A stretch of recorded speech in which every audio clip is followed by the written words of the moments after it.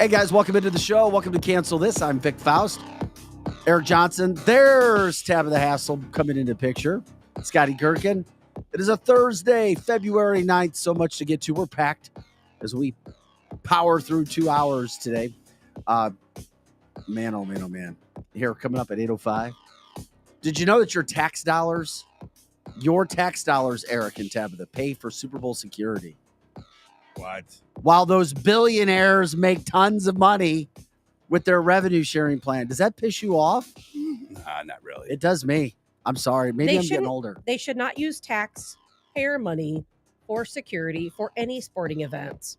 That should be on the venue. Yeah, Joe Adams. Colonel Joe Adams is going to join us in a couple minutes. Talk about that for about 15 minutes. He still says the illegal aliens are pouring into Missouri. Touch on that. 8:30, Al James.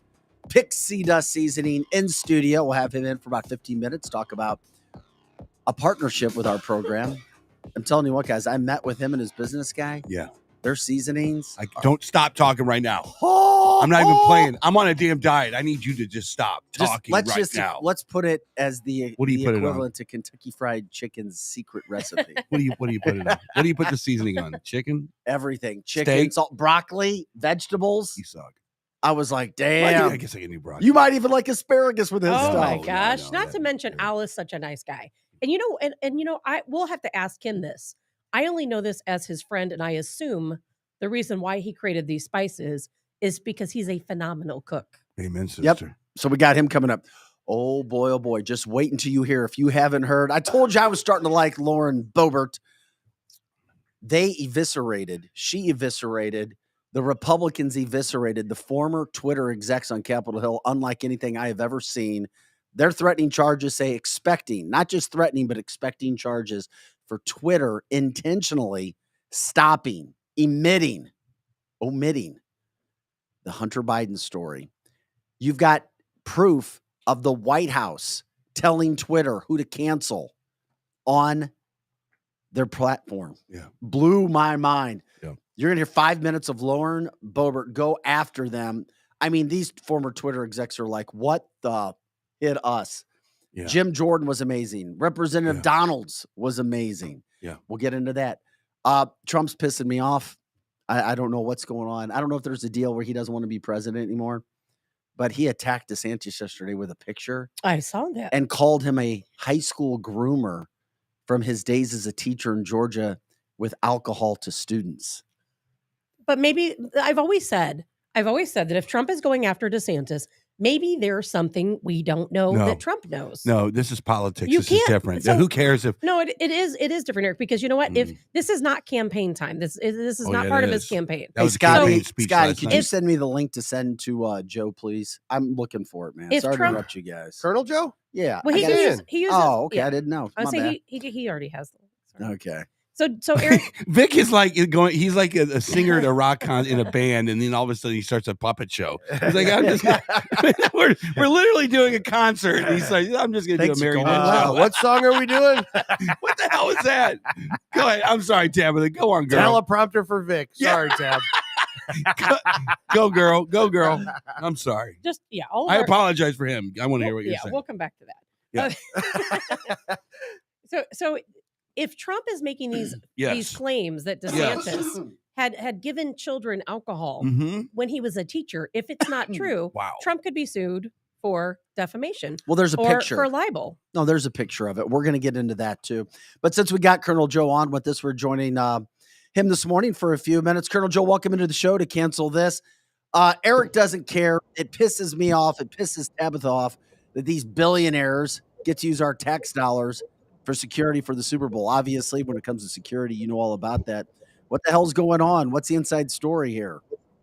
Well, anyway, good morning from the Washington Guard in beautiful Washington, Missouri. So, I started looking into this, and it hit me. I personally boycotted the NFL and the NBA years ago because of their political views, which I stand for.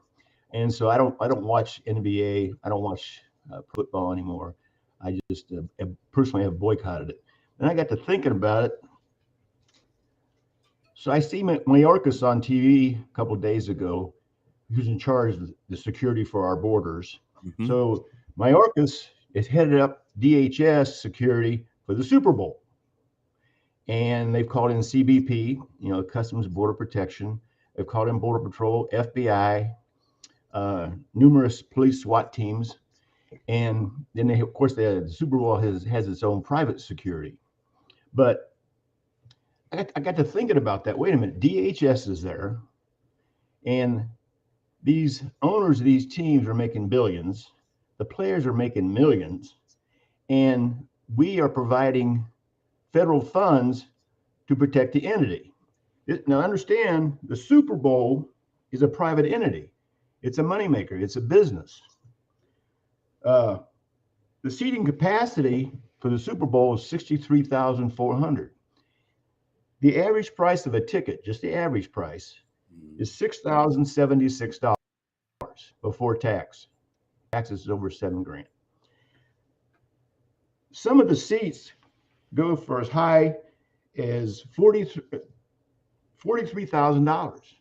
And these aren't even club seats or the private parties. $43,000 as of 2 days ago. I like to point out too, in 1978, tickets for the Super Bowl was $30. This is how crazy it's gotten. So DHS Mayorkas is in charge of security for the Super Bowl, the Overlook. Okay, now he's brought out Border Patrol, he's brought out CBP. They're using Border Patrol helicopters. They are spending $1 million. Taxpayers are spending $1 million an hour to protect a private entity. And then people say, well, in case of a terrorist attack, we need to protect the civilians. Wait a minute. This is a private party. If there was no Super Bowl, we would be saving $1 million an hour. So I don't know how many, and they've been there for 3 weeks. So think about that. Why are we footing the bill to make billionaires more billionaires and players multi-millionaires? Well, can I ask this? Do private security companies have facial recognition? Do they have drone technology? Do they have? To me, it's private security companies. They just have hardware and T-shirts. No, private security companies do have drones. They do have facial recognition. They have all types of different security available. But at the same time, taxpayers shouldn't have to pay for it. That that's on the venue. That's on the teams. They should be paying for that extra security. Some of these private security companies. Yeah, one of the private security companies is all retired Secret Service. They know what they're doing. But I assume that the private security is paid by the Super Bowl promoters and not the federal government. I don't know that. I just know right that $1 million an hour that the taxpayer of a game that I personally boycotted, and I'm paying taxes to protect a private entity. That's just not right. Yeah, I hear you. I can only imagine that this is grandfathered in from when the Super Bowl wasn't such a Super Bowl. It was probably from the 80s or 70s. And it's probably, wouldn't you say that it's just been a grandfathered thing that the government does is we take care of the Super Bowl and any major sporting event? I don't know that for sure. That's more of a question, actually. We shouldn't be footing the bill. And the FBI's there too with their SWAT teams. I don't know how many SWAT teams are out there. Yeah. And have been out there for 3 weeks. So. And let's not mention, Joe, they're also going to be conducting, the government is, probably the FBI is going to be conducting sweeps for sex traffickers, because the Super Bowl has always been one of the largest events that attracts sex traffickers. Oh, without a doubt. Before we segue into my next topic, I kind of want to apologize because it was very important for me to watch Governor Parsons on your show, and I was very impressed with him. But I have a mission right now running out of Peru that ends up in Colorado, and I kept getting disturbing phone calls about that mission. So I didn't get to see the entire episode. So I've got some questions for you.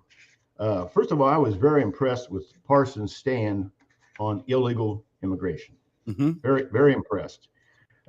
He calls them illegals and point out the fact they are illegal. They're criminal. So Now, we know that we've got a problem developing. It's been developing for a couple of years, 2 or 3, maybe 5 or 6 years, Vic, down in, say, cartels. All of these illegals that come to this country are somehow connected to the cartels. That's how they got here. Now, Parsons, and correct me if I'm wrong, because I got parts of the interview. Parsons is aware that we have illegals already in Missouri. And you know that because I've confronted them. I escorted them out of a gun show. They were trying to buy ammunition. And so we know they're there. I know where they live. They don't work. I know what cars they drive. So anytime the police like to go pick them up and deport them. And I also was impressed that he talks about deporting the illegals from Missouri. He talked about it. Okay, yeah. So if he went further than I did not hear that. He also said, here's the thing that stands out. Governor Parsons stated that this minor problem that we have now, the fact that he knows they're here, they're getting bussed in, not to the extent of other areas, because we're not a sanctuary state, sanctuary city, okay? He knows minor problem. He also said, in the future, we're going to have a big problem. I'm not sure how he verbed that, but a big problem with the illegal problems. And he also talked about busting them out of here and sending them to D.C. Correct? Did he say that? He did say that. Yep. Okay, so here comes the metaphor. I recently had a good friend of mine, and who you know is involved in the media, and he went and had his yearly checkup to doctor, and they found some small suspicious tissue that turned out to be cancer. Now, if he hadn't went for that yearly checkup, he would not know it, and it would have spread. The doctor told him, we caught it early. We caught the problem early and got it while it was small, and he'll be fine. If Governor Parsons knows that we have a cancer here already developing, wouldn't it be more beneficial to take it out now than waiting until the cancer spreads? Yeah, no doubt about it. What kind of factors get in the way there, Colonel? I mean, better now. We can solve a small problem, and it will send a message to the illegal community in the cartel. Hey, don't go to Missouri because they'll just kick your ass out. So instead of waiting until there's probably about 1,000 illegals in the state already. So why wait until it's 25,000 and then decide to kick them out? Cut the cancer out when it's manageable. Yeah, that's you almost have to make a law. In my opinion, is that you have to go through the representatives in Jefferson City. You have to have a law.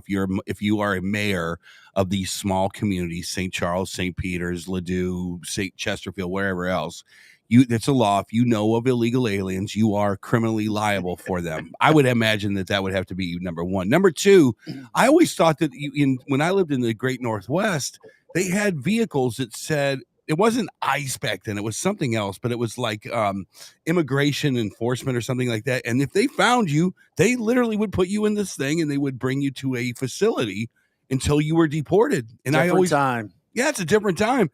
I always thought that kind of seems like it works pretty darn well. It's a deterrent. And it seems like maybe that's the next step in answer to your question, Colonel, that's the deterrent. There are physical vehicles that say immigration enforcement, and every mayor is on the hook if they know about you in their communities. Or like I suggested to Governor Parson, and I wasn't kidding. In New York, they estimate over 40,000 illegals. You know what they're doing? They are deporting them to Canada. They're dropping them off at the Canadian border. And guess what? Canada is letting them enter without a passport. They're just walking across the border. There you go. There you go. Right. We should solve that whole problem. Call Governor. Hey, Canada's not deporting anybody. No, they're not. Now the problem is also the churches. Okay, sanctuary. We have let's say some cartel people and also some Islamic people using the church as a sanctuary to be here. So the churches are no help. And also, even in Washington, we have a blue city council and a blue mayor who would probably not enforce anything for the simple fact they're Trump haters. The mayor here actually published a document calling Donald Trump he couldn't speak any worse about our president. And this is when Donald Trump was president. Well, Colonel, So I have the to ask problem you is this, though. How does a rural area like Washington, Missouri, have a blue mayor and a blue city council? Are you telling me that Washington, Missouri is now more of a liberal Democratic place? Or are you telling me there's a bunch of lazy ass Republicans who are refusing to vote? Wow, good question. That's exactly what happened. I'm new out here. I moved out here almost a year ago, and I was shocked to find out that we have a blue city council. Not all blue, but a majority are blue, and the mayor is blue, and he is a Trump hater. Now, here comes the sheriffs. Also, by the way, did you see we just had a big fentanyl bust in Owensville? No. Big fentanyl bust. Right. And what do you think that came from? Huh? Where do you think that came from? Welcome to the cartel land. So, that's very dangerous. I mean, this is starting to hit home. And that's just a bust. They didn't get it all. It's probably not the only shipment. So it's here. Yeah. So what's for people to wake up and understand we have a big Missouri going down the road, and we have a chance right now to snip it in the bud. But somebody's going to have to do it. So the secret is: have you met the mayor there and the council there and the sheriffs there? What's your feeling of a small town Missouri, Washington, Missouri? Do you like them, or do you think they're competent, or what do you think? We've got a great police chief, a fantastic sheriff, and a pitiful blue mayor. So, and I've taken over 2 meetings. There was a candidate when they were running for office, and I took over that meeting. And then I went before the city council on this homeless shelter out here and told them what I knew, not what I thought to be fact. So and I took over that meeting. I did not know that actually one of the councilmen who's pro-Trump, when I met with him before the meetings, I asked him, is there some kind of sign-up list where I can get to speak before the council? He goes, no. Just after they do the business plan, just walk up there.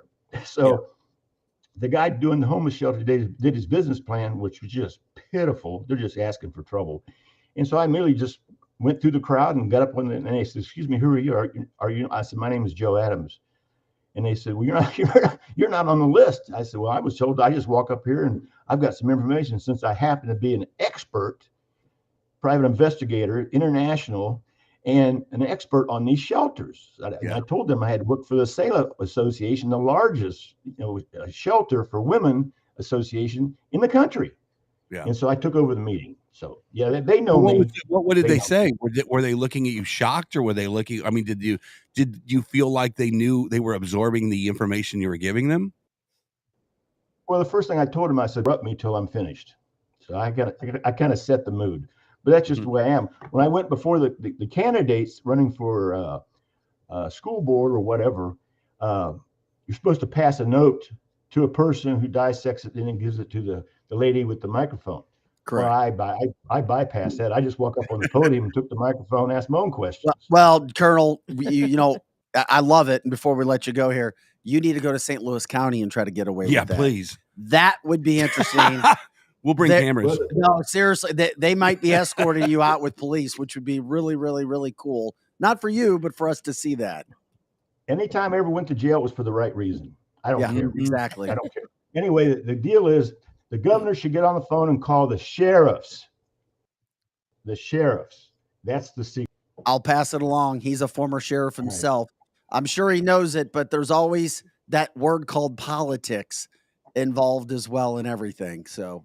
I'm not going to get involved in politics. So hey, Joe, we're going to do right. I'm sorry to interrupt you. Before you go, for next week, I hope that we can talk about this, because here in the state of Missouri, and I'm curious to see if you think any problems are going to stem out of this. Here in the state of Missouri, just south of the Arch, we are building a Afghan community. Those folks who ran onto the airplanes, 90,000 people who entered this country illegally, that were not vetted, has still not been vetted. They're coming here to St. Louis. Around 50,000 Afghans that came into the United States. They're building them a community just south of Arch. So I hope next week when you join us, we can talk about that. I've got a friend of mine's a federal agent down there at the Arch, and his advice is don't go to the Arch. There you go. It's a combat zone. Colonel, we telling you, appreciate do your time, not take man. your family If to you the hear Arch. anything, if you hear anything about that or do any intel on that, what Tabitha said, let us know, and we'll catch up with you later, my friend. Damn. All right. Just in Right. closing, make it perfectly clear. My name is Colonel Joe S. Adams, Colonel Joe S. Adams, and I am the commander of the Washington Guard. There he is. We appreciate And you are free to go. Washington Guard. Have a great 9 day. Yep. WashingtonGuard9@gmail.com. WashingtonGuard9@gmail.com. The number 9. All right. It's always good to talk to him. We know from the Facebook line or from the chat line, 1,000, Colonel, more like 10,000 illegals in the state of Missouri. Yeah, you just don't know. He surprised me when he said at least 1,000. I thought it would have been higher than me that. Too. Me too. I see the buses going through the state of Missouri. Now, where they started, where they ended, I don't know. Are they dropping people off and moving on? Are they passing through the state? I don't know, but I see the buses carrying the legals all the time. They come right down Highway 40, and I work late at night. So a lot of times when I'm driving home, I see the buses heading east. Could you imagine Joe on the tourism board down in St. Louis? Don't come here. I would be right next to him. Well, I mean, but Tabitha, you bring up a point too. It's very interesting. I'd like to talk to Colonel's friend who says don't come to the Arch. I know some things that are going downtown. We've got a friend of the show who joined us on the Edge who will be joining us. They own property downtown. We've talked about it a little bit. Oh, gosh. Where they can't get the mayor to help because of the homeless encampments coming in and tearing up stuff, defecating all over the place. I mean, seriously, it's happening at their facility. I'm not overdoing it. I'm not trumping it up. It's actually happening. And then you talk about what you're talking about, Tabitha, with a new community. I mean, I get it. I'm not saying the worst, because you know what? Nothing so far has happened, and a lot of these folks are already here. It very well could be. I'm not placing judgment on this situation. It very well could be that these Afghans came over here into the United States because they were terrified for their lives. But here's the thing. Let's just say 30, 40,000 of these Afghans that escaped the Taliban come here to St. Louis. Out of, let's say, 40,000, how many of them are bad actors? How many of them are tied to terrorism? There's a lot of even bad if it's actors just in St. one. Louis. I mean, even if it's just one. I'm not so worried about Afghans. I think. Well, who are you worried about? I'm worried about I'm worried about our prosecutor, and I'm worried Black about our people mayor. aren't killing white people in the city. No, I'm not talking about any race. I'm talking about our cops. I'm talking about our leadership. Hold on. I'm talking about our mayor. I'm talking about our ideology of how you lead a You're not city. worried about radicalism? No, I'm not. I mean, because human beings are just human beings, okay? I don't care if you're in China, Afghanistan, St. Charles, Missouri. We're all humans. We all have kids. We all want to subscribe to a higher power, maybe.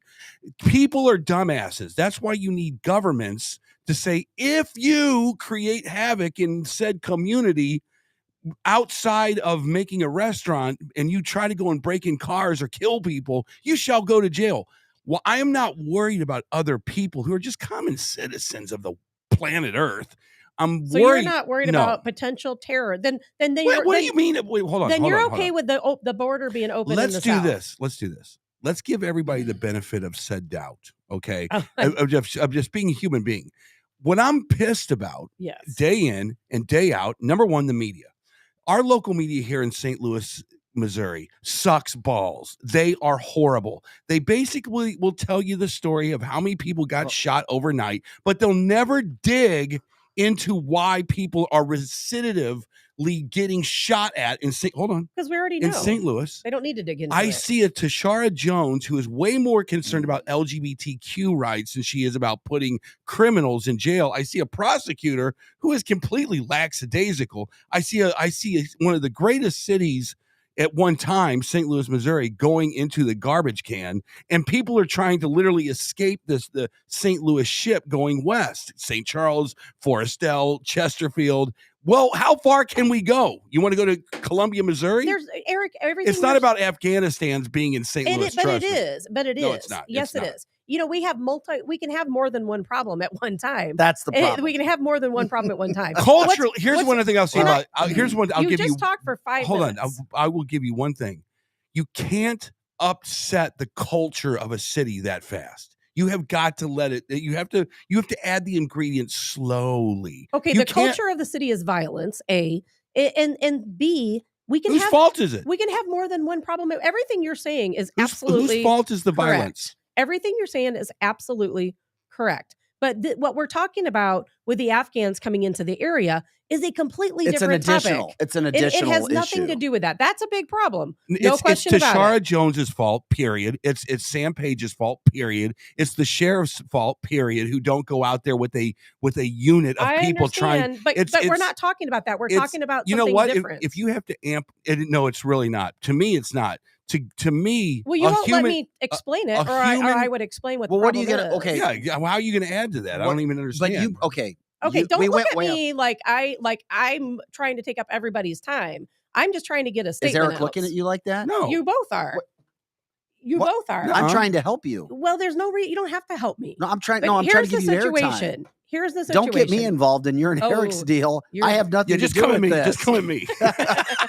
Yeah, You're all I'm trying to help you, girl. Get to him, give you Tabitha, time. get him. There we go. When 3, you 2, brought 1. because this- every time you brought I have this up, something to go say, ahead. everybody's like, "Oh, what?" Yeah, here we Okay. go. Just go. Just go.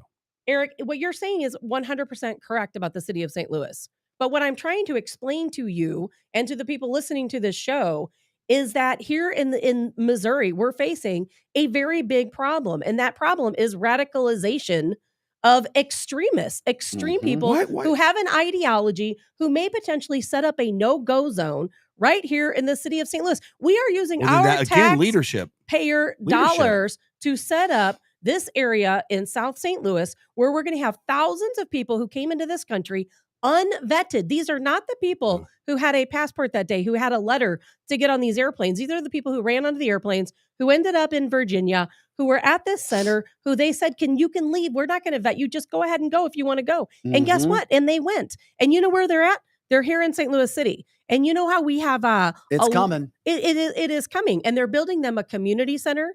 They're building them a mosque. They're building them all of these things. Guess what? On your taxpayer dollars. Okay. And even if out of 40,000 folks, 5 of them are radicalized, radicalization is like a cancer.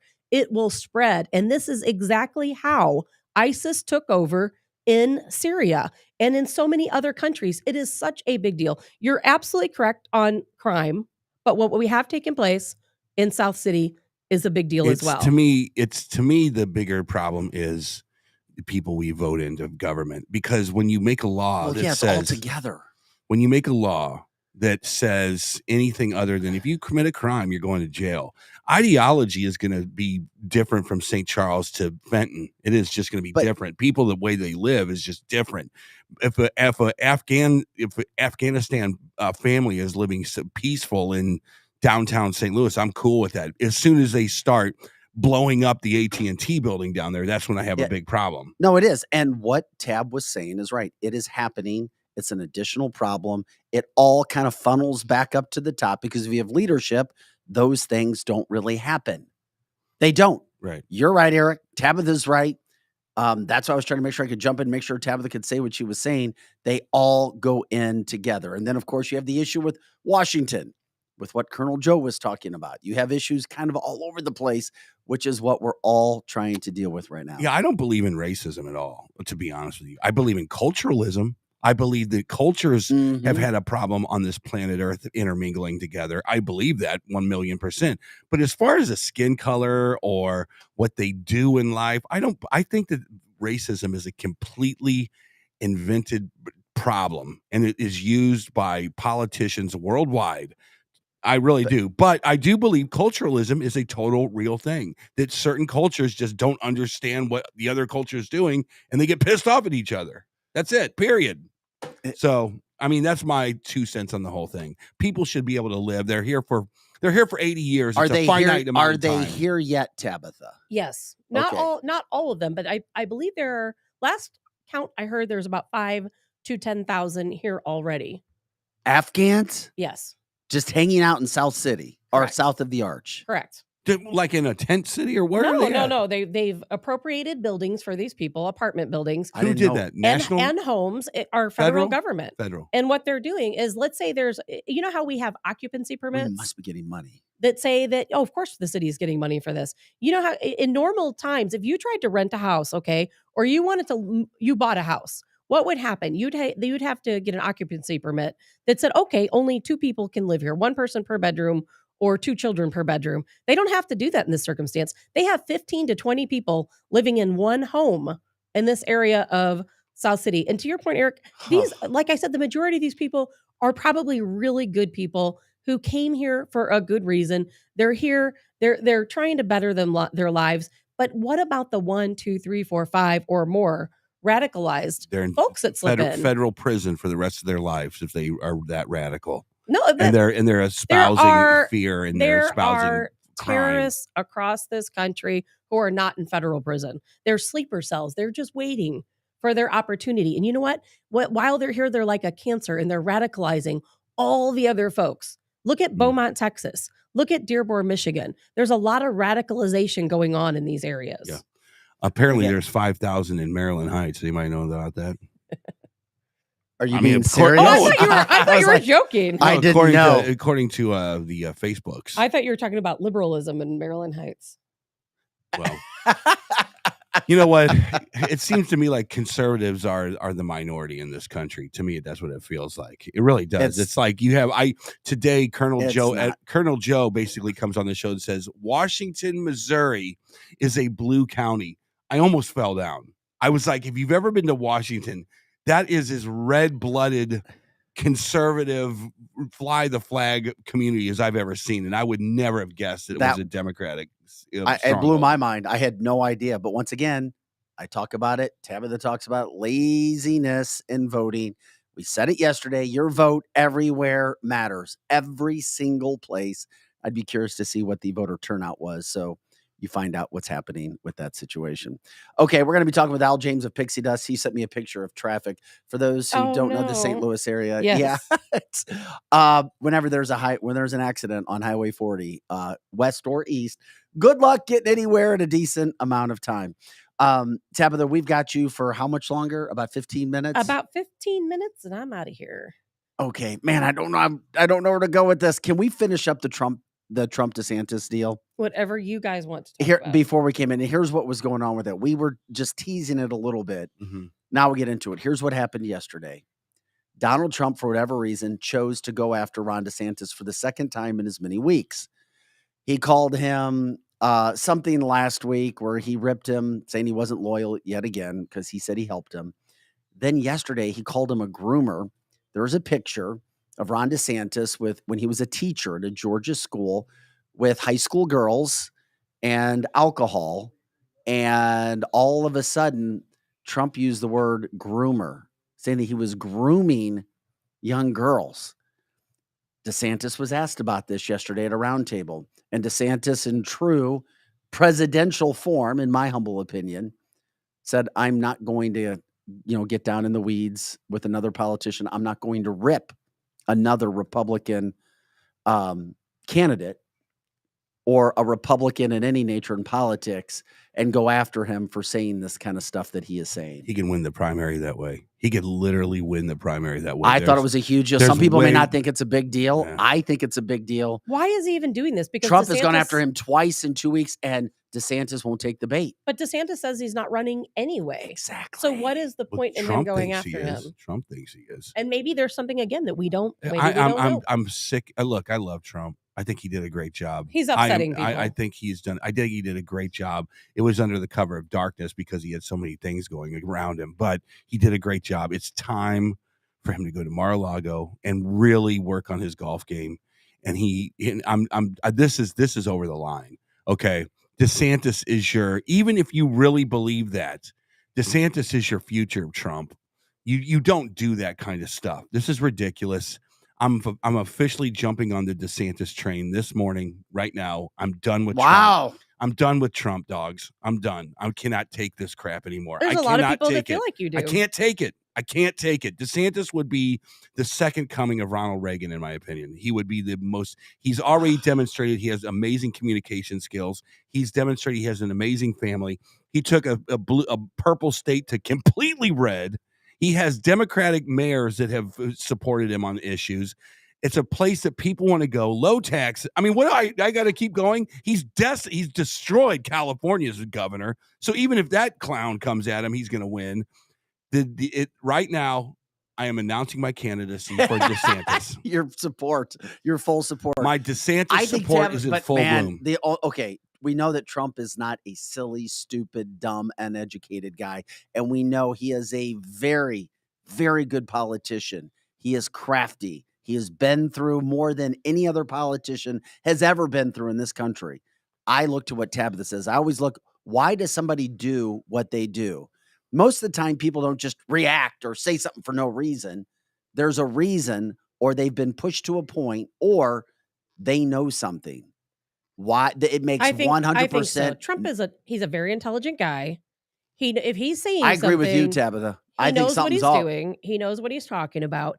And he wouldn't make a libelous claim like this if there wasn't some truth to it. And apparently he had a photo that somewhat backed it up. Yeah, I looked at the photo. I couldn't get it over in time. I'll try to call it back up. There is a photo, but it's Ron with high school girls. I don't know. I mean. But this isn't the situation like it was between Eric Schmidt and Eric Greitens, because that was a campaign. When you're actually campaigning against each other, you can lie. You can defame someone. You can commit libel, and no one can do anything about it. But in this situation, DeSantis isn't running, so Trump legally cannot defame him or commit libel against him. And that is what Trump has done. So we're going to see now, what does DeSantis do?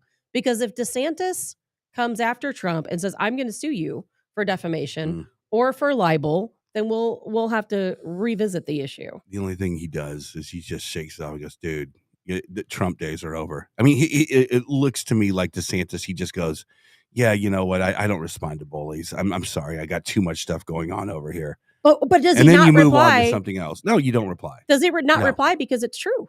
I mean, if he just say it's not true, but if he just doesn't go, stand this up, is ridiculous. This is stupid. That's the thing in life. It's like, if you don't say something, people think you're guilty. Correct. If you do say something, then you're down in the weeds, and then you can be hit again. Wait a minute. Hunter Biden and Joe Biden have been accused of selling out the United States now for 24 months, and it would have gone the entire distance if the Republicans wouldn't have won the House, correct? And nothing. I mean, they were throwing everything at the kitchen sink at Biden. Yes. Nothing has stuck to Biden. And you're right. The FBI was in his house 2 weeks ago. Nothing has stuck to this clown. Not yet. Well, they were invited into his home. And if a picture of DeSantis with some girls and what is it called? I'm sorry. What is DeSantis supposedly doing? Giving alcohol to underage kids. There's no proof of that. A teacher. There's no proof of that. Well, we don't know what Trump has, but. I'm sorry, that doesn't take down DeSantis. He's doing such a good job in Florida. He's just shutting up. I'm sorry. As of last week, Trump still had, by all indications, in the latest polling, he still had between a 20 and 35 point lead in a hypothetical primary with a Ron DeSantis, who, as Tabitha always reminds us, has not said that he's running for president, who has continued to take the high road, as Eric likes, as others go, why is he taking the high road? Well, we'll see. If he gets into the weeds, I think what DeSantis is doing is smart, whether he was guilty of something or not, because if he gets into it now, those two beat each other up in a 15-round, old school, heavyweight bout, all punches allowed, all everything allowed, and they tear the hell out of each other up and bring up everybody's baggage, their skeletons in the closet, because everybody has them. DeSantis has something. He does. Something. I mean, nobody's perfect, and everybody has to deal in politics. The only guy I've ever seen that didn't need to come back to politics because they had plenty of money and everything else in clout was Trump. So, man, this is going to be interesting. I don't know why 2 times in 2 weeks Trump is now thrown body blows at Ron DeSantis because he's the man. It's like Muhammad Ali figuring out that Mike Tyson's about to get in the ring with him. What are you going to do? You got to trash talk him. You got to break him down. You got to do whatever you can to win the damn game. Well, this is different because we went through 4 years of Trump versus the media versus everybody else on the planet. Do you really? I just got a stomach ache thinking about it. Do you want to do that again? Oh man. Do you want to? Do you want reality TV? It's going to be single theater, day? whatever the case is. You know? If DeSantis doesn't run, clearly Trump rolls on to the Republican primary. But if he does run, look out. That's the kind of theater Americans are used to. Can I throw something out there before I leave? You guys probably don't know this. Eric was just mentioning Biden and how they're never held accountable. Did you know that they canceled the congressional hearings over the over the Hunter Biden laptop, and no one has talked about it? When did this happen? It happened 2 days ago. No, it was because the electric went out in the Capitol. Is that what it was? Yeah, the power went out. They were talking to. I can't tell if you're being serious. I'm or not. dead serious. Okay. They were talking to Twitter officials about the suppression of the laptop, and then the power went out or something like that, and they had to cancel it or postpone it. Now, do you really believe that? Well, the lights went off on camera. I know that. Unless they were starting some theatrical production. Do you really believe that? Biden's in the background hitting the light switch. They will never have a congressional hearing over that laptop. They're going to come up with any excuse they can, anything they can to not hold anyone accountable. They're going to wrap this around Biden like you haven't never believed. That Margie Taylor Greene and I wish that were Boebert true. would never let it not happen. Jim Jordan would never let it. And not why happen. aren't you seeing it in the media? The media is not discussing Why it. do you think? At all. Why do you think? Nothing. Not one word. Well, why do you think? Not one word.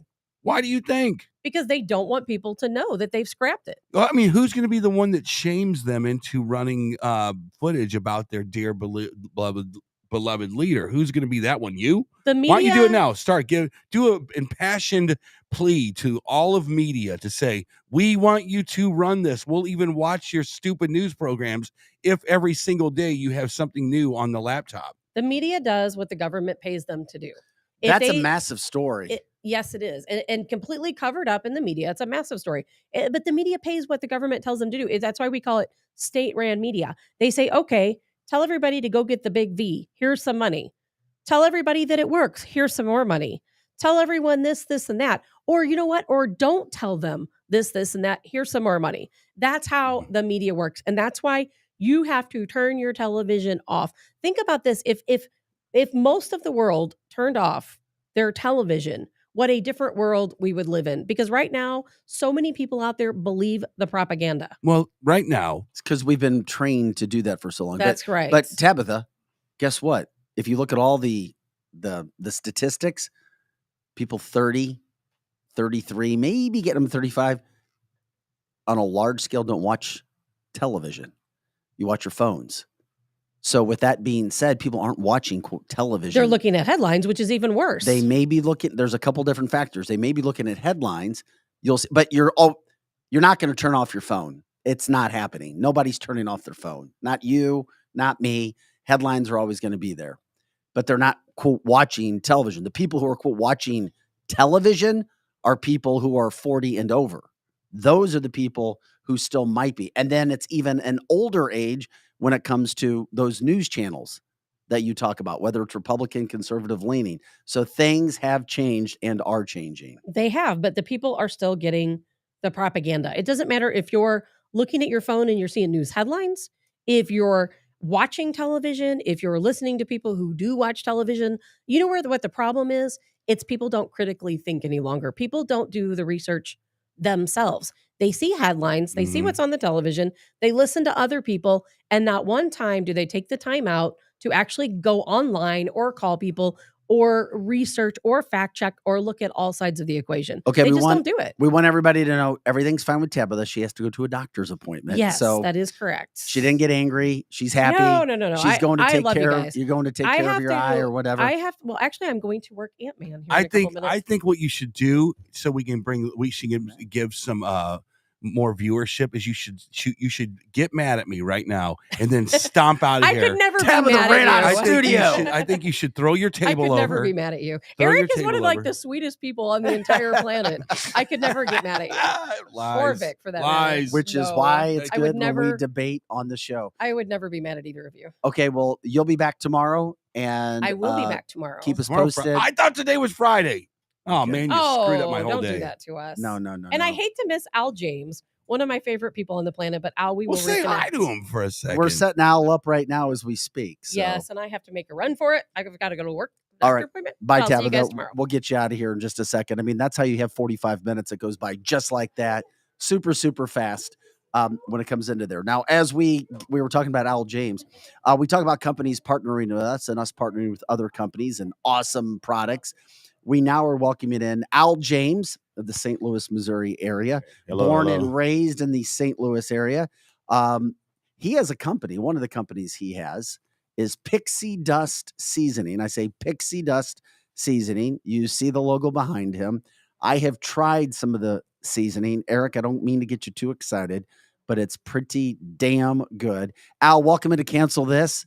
We appreciate it. We've also got his website up on our website, so you can click on the link if you see some products, sample the products, and whatever you purchase, we have an agreement.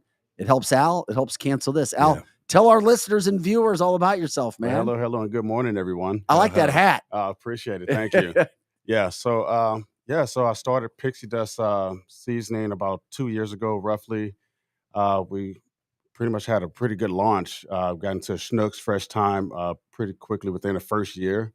Saw a lot of growth from the internet sales and things of that nature. Damn, you're in Schnucks too? Yeah, I'm in Schnucks as well. Yeah. There's a lot of them. Do you know how many? Do you even know how many Schnucks stores you're in? So far, in like 21. So and growing. So yeah, so that's pretty cool. Nice. 20. Okay. Imagine being in, have your products in 21 stores. No, I can't. No. 26. Yeah. This is another story. So tell me about your spice and speak softly and slowly so I can savor it as you're talking about Eric likes the sultry seasoning. I love it. So the first blend that I came up with was something that was a low sodium. Yes. And pretty much put me in the space of my mom. She passed from cardiac arrest. She had high blood pressure, hypertension, and things of that nature, and a lot of that's caused from the sodium intake. Mm-hmm. So I want to create something that had full flavor and less sodium, and so I created my all-purpose blend. Nice. That blend took off. I gave it to a few restaurateurs that I know here in St. Louis as well. And they loved it. What restaurants are you using it in? Are they using it in? 1818 Chop has used it. Okay. Cleveland Heath has used some of our blends. We have, let me see, we got the Mexican joint. It's Casa Maya. Okay. Is also using it. And Rocky Bowl is using this also in Edwardsville. Nice. And by the way, his website is pixiedustseasoning.com, pixiedustseasoning.com. If you go there, there's a promo code. I like this one. It's called Vic. That's VIC. That's VIC, by the way. A promo code Vic. You can go on there. That's how we know that things are happening. You get free shipping on all orders of 4 or more seasoning. Use the promo code Vic. That's how we track everything, and that you know that you listen to Al right here. Sorry to interrupt you there, Al. I was just making sure people know. pixiedustseasoning.com. Pixiedustseasoning.com. I just love the fact that you jumped into this, a little bit of the backward story. Did this happen pretty quickly for you? I mean, because Eric and I are always, can you imagine like sitting in a kitchen or wherever and you're just throwing things together? Well, yeah, sort of kind of. I mean, I've always had a passion for cooking. So like if anyone followed the Pixie Dust on Facebook, they'll see a lot of dishes and things of that nature that, I mean, it's Are these rubs? Are they rubs that you're making? I mean, the rubs and all. I mean, so we have 9 different blends. We have a jerk seasoning blend that I've actually took that recipe idea from being in Montego Bay, Jamaica.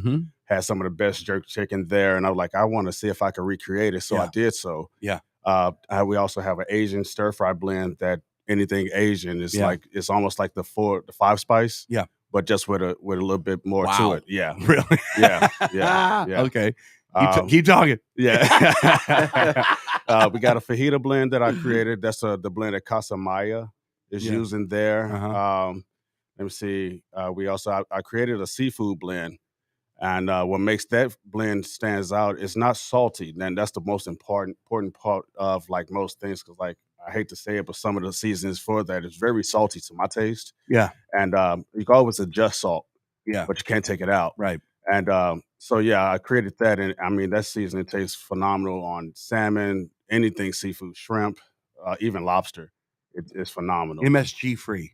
MSG free. We use shiitake mushrooms for the umami flavoring. Mm-hmm. So no MSG. Good. And, Well, that's important for a lot but of you have people. multiple blends Yeah, for so- all for example, this morning Erica said, and I've never thought about using, now keep in mind I've been very boring and bland. I don't have the background that you have, using seasoning on vegetables. It sounds It's the best. yeah. healthy. Yes. Oh yeah. It's awesome. I'm Oh, sure yeah. I eat seasoning No, on no, no, vegetables when I no. eat at Yeah. restaurants and don't Yeah. even realize So it. the all-purpose is Yes. perfect for that. I have a smoked barbecue rub that actually a buddy of mine used in a brisket competition that won first place Mm-hmm. here in St. Louis. Where was what was the competition? Do you even know? It's on the website. It's on our page, so Okay. I can tell you exactly what it was. PixieDustSeasoning.com. The promo code is Vic if you want to go in there and check some things Yeah. and buy some products. I felt the products are very favorably priced for Yeah. what you get. Well, we have to do the research before I put it out into stores to see what people are charging and what people are paying for certain blends. I mean, I see some cheaper, but they just pretty much salt and pepper. Yeah. And maybe a little bit of paprika. No. for People coloring. will pay. Yeah. For they will pay. But the thing is, it's the quality and difference of ingredients that we like to use in our products to make that quality flavoring what it is. Mm-hmm. How about I cancel this spice? We'll go work with Al. Oh, we should do it. In conjunction. We should totally do it. I would love it. I think we have to do that, man. Hey, I've got so many ideas. It's one thing to become a business person and try to do that. It's another thing to succeed at it, because it's tough to start businesses. It's tough to go there. You didn't grow up with some silver spoon in your mouth, and you didn't certainly grow up with a whole lot of money. I grew up okay. My dad owned his own company. I mean, we did all right. We did well. I didn't want for anything. Yeah. But you had to come through and bust everything. And work your tail off. I mean, you're talking about working on this product for 20 years. No, I mean, actually, I did okay. Wait, how do That's you good, man. do you approach a Schnucks? I've always wondered that. How do you approach a Schnucks and says, "I have a product I want on your shelf"? I asked him this question because it seems like It's everybody. like, how did you do this? Yeah. Well, honestly, it's through my network.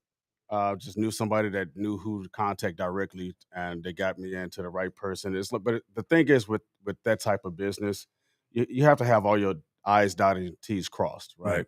So you got to have your packaging, your labeling, and everything already set up. Yeah. So when you talk to them, they're like, "Okay, you're ready," Yeah. and they're not shooting you back out saying you're not ready yet. Yeah. So that's So pretty you have much to the have. process.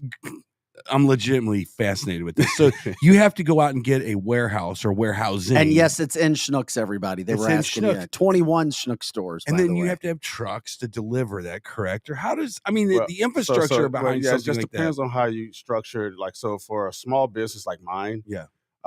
you have to have an FDA approved facility. That's true, too, So you yeah. have to have clean commercial kitchen and facilities. Mhm. So once you acquire that, your distribution is up to you. So for a company like Schnucks give you the opportunity to deliver yourself, or you can ship to their warehouse and let them distribute. Okay. There. Yeah. So is Schnucks the final pin? Are you going after Walmart, Deerbergs? You keep going. Yeah, Really? Yeah, Okay. You keep it moving. I mean, like I said, we're in Fresh Times as well. Mhm. We're in the Myers system for Myers, and again, it's a lot of direct to consumer sales as Yeah. well. So the online sales are very important. Have Yeah. you found that there are people that wish that they could do what you were doing? Because we have somebody on the chat line going, "Yeah, I used to have some blends, but I couldn't get the money right. I couldn't get the Yeah. contacts right, so I had to let it go." Well, I mean, yeah, you find, I mean, anything that you do, right? So, like, for example, your podcast, they're like, you have 10 people say, "I want to do one." Yeah. How did you do yours? Yeah. Like, you sort of just do it, Okay. Yeah, you know. it's not easy. It's not easy, but you figure it out, right? Along the way. Like, I did not have anyone holding my hand through the process. So Right. that is correct. But, you know, I had to.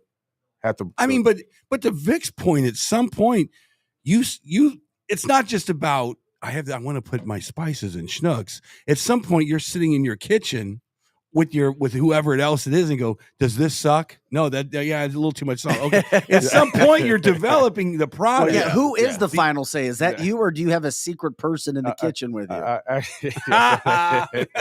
You know what? I have like I said, I would give it to my friends who own restaurants and say, hey, try this and see and let me know what you think. Yeah. And it's the word of mouth of yeah, that tastes good. Yeah. So that's your focus group. Your focus group is, and then how do you shut down? Because you have to go at some point. You got to shut down that recipe, right? So that it's consistent from batch to batch to batch. I've never understood that one either. How does Anheuser-Busch make Anheuser-Busch products exactly the same from batch to batch? You do it by weight. By weight. Weight. Yeah. You do it by weight. So, for example, if I have 100 pounds of garlic powder.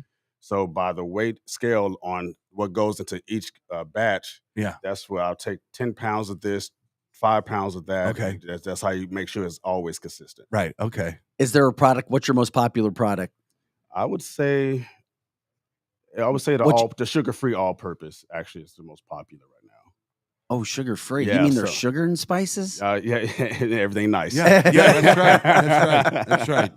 Mm-hmm. Yeah, so we have an all-purpose that's a brown sugar base for that particular blend, but the sugar-free is a monk fruit that crystallizes like a sugar, but it's not sugar exactly. So it's great for the diabetics and people who do not want to consume sugar. And you can see pictures of everything too at Pixie Dust Season. It's a terrific website. The pictures are very big, so you can see them. You don't even need your glasses, Eric. You can see the prices. You can see what it is. I'm just curious. I haven't had your smoked barbecue yet. I'm going to try that. What? You know what? What did you just say? And I brought you a bottle, so you will have some him today. I did try. You gave me a bottle of the Universal already. Yes, I did. And I used it on my son's salmon. Yeah, how did he like it? And he said, Dad, and this is a kid that doesn't have a ton of emotion. He's like, Dad, it's good. It's so true. And I was like, that's like a 9 or a 10 on a scale of 1 to 10. Wow. You got a reaction. I did get a reaction. I love it. Awesome. So this is a sauce? No, this is all seasoned. Just all seasoned. Okay, I was just making sure. Well, he has a Universal one. He has the sugar-free Universal purpose. Yes. He's got the Chop House steak blend. You've got the Kitchen Samurai stir fry, the Deep Blue seafood seasoning, the Jerk Pit Jamaican, which he was talking about, smoked barbecue seasoning, garlic pepper, the Divine Trinity. That's going to be my favorite, I think. He's got a barbecue smoke, and you've got a fajita taco seasoning. Yeah. You know what we should do? Because I'm the idea guy around here. We should go get a grill. Chicken, beef, fish. Fish is too hard. No, don't bring fish. Fish is too hard to cook on a grill. It just is. I would disagree. Okay, never mind. And he is the pro. I would say a bucket or a basket of vegetables, and we do a kind of a potpourri for the Super Bowl somewhere. Yeah, well, that'll be in the Cancel This kitchen next year. You think so? Yeah, but we can find the Super Wouldn't Bowl that be stuff amazing? I would love it. And we just have everybody has a clipboard, and we just see which one's That's the best. it. Do you host Super Bowl parties since you're the one that can make it, or do you take a break? I'm always invited. Yeah, but as I'm there, as I arrive, they're like, "Hey, will you bring something?" Yeah, So yeah. So do you eat other people's food and go, this sucks, and this sucks? It's like, oh man, do you carry your own bottles of seasoning in your coat pocket? Like, hold on a second, just need help. Casey Masterpiece. Give me I have became more of a food snob for sure. Of course you have, and there's nothing wrong with that. Have you ever gone into Ruth's Chris and say, hey, can I put some of this stuff on mine? I have gone to Ruth's Chris and told them how to make a steak properly. You are lying. No. Oh, wow. My God, could you imagine? But you're too kind of a guy. I can only imagine if a server comes up, or how does it taste, or is it done well? Your response. My response is whatever the honest response is. It's honest. It's nice though. Like if it's overcooked, I'm like just slightly overcooked or whatnot. Or I'll show them a picture of something I made at home. Like, can you make it look like this? So, do you feel like you've perfected the spice business for your own product right now, or are you still trying to make it better? Are you adding to it? Anything to let people know about what's coming? I mean, as far as a business structure, there's always something else you could do. Absolutely. As far as like my complete blends I have now that's on the market, those are done. those never need to repeat and shake those Yeah. up at all. Yeah. Just keep them as they Yes. are. That's right. I'm just fascinated with your story. You're a St. Louis guy, Yeah. born and raised, have a successful product. Are you in other businesses as well? Yeah. I do consulting as well. My network has grown over the years, as you may know. Like we know a lot of the same people throughout St. Louis. So where are you guys out of? Where's the headquarters at? as far as For the spice business, it's located. Louis? Yes, located in St. Louis. And here's the best part too, Eric.